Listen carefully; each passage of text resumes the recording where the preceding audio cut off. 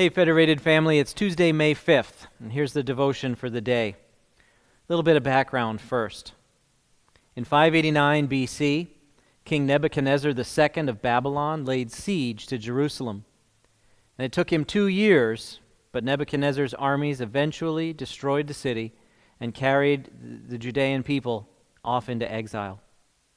With their lives now controlled by a foreign power, the people of Judah faced a tremendous temptation to surrender all their previous claims to having an exclusive relationship with God.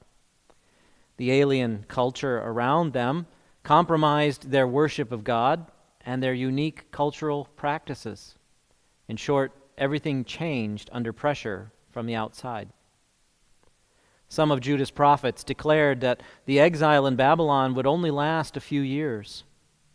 Defying these wishful thinkers, however, the prophet Jeremiah wrote a letter to the exiles in Babylon, in which he encouraged them to settle down and to wait, for it would be 70 years before the exile would end.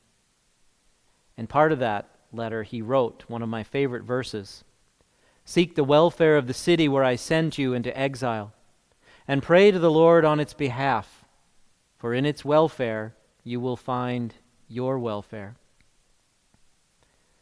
Similar to those exiles, we find ourselves in a pandemic in which we're getting a lot of mixed messages regarding how long our physical isolation will last.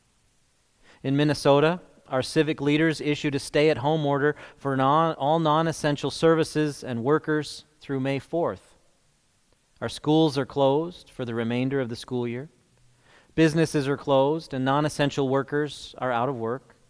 Our economy is stretched to the breaking point, and all of our patience is wearing thin. An order that was meant to last a few weeks has already stretched to a month and a half. And while I don't want to believe it or admit it, I suspect that our physical need to distance ourselves and to wear masks may last well into the summer.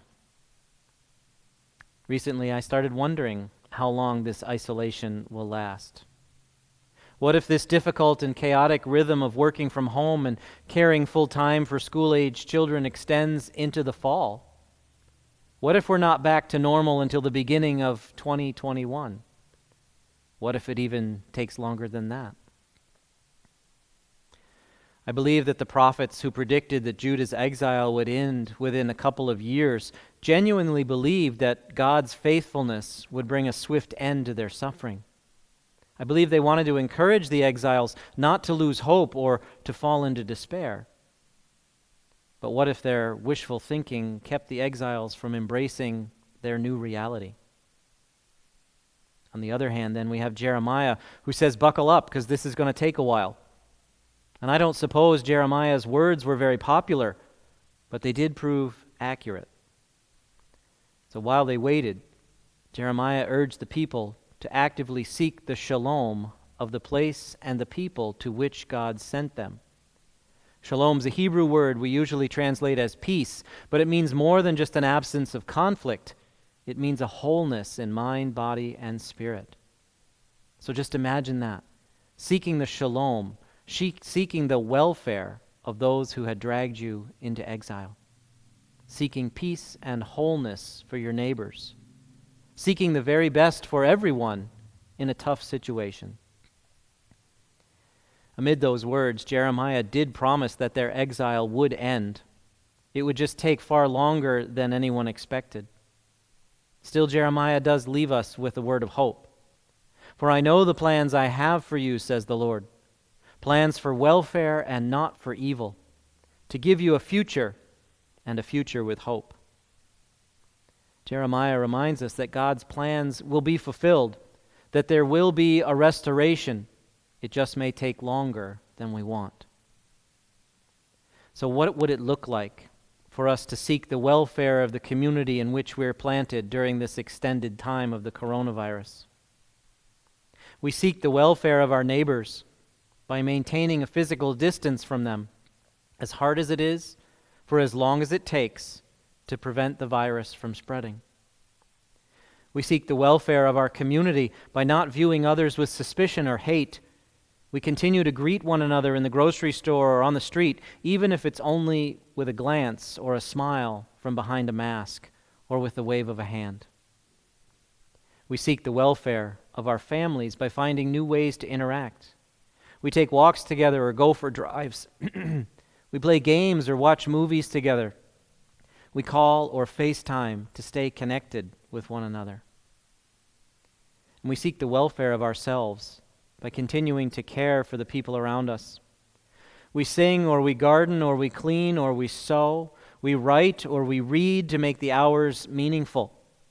We seek the blessings to be found behind the pandemic. And this is a promise I see over and over again in the Bible, that God is present and God has a plan, and that will lead to a future with hope. God is here in good times and bad. God doesn't abandon us to face this challenge alone. And this gives me hope to settle in for the long haul. I do miss seeing you, and I really miss worshiping together. And I'm looking forward to the day when we can see each other again.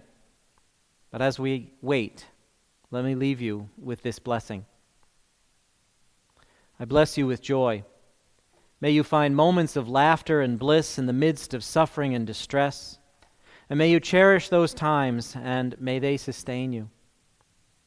I bless you with the fruits of humility. May your humble and sacrificial actions be instrumental in preserving our community and loving our neighbors. I bless you with peace. In the face of financial hardship and uncertainty, may you know the faithful presence of the God who always provides. Friends, go in peace. Wash your hands. Love your neighbors. Stay apart and know that you're not alone. I love you and miss you, and I'll see you soon.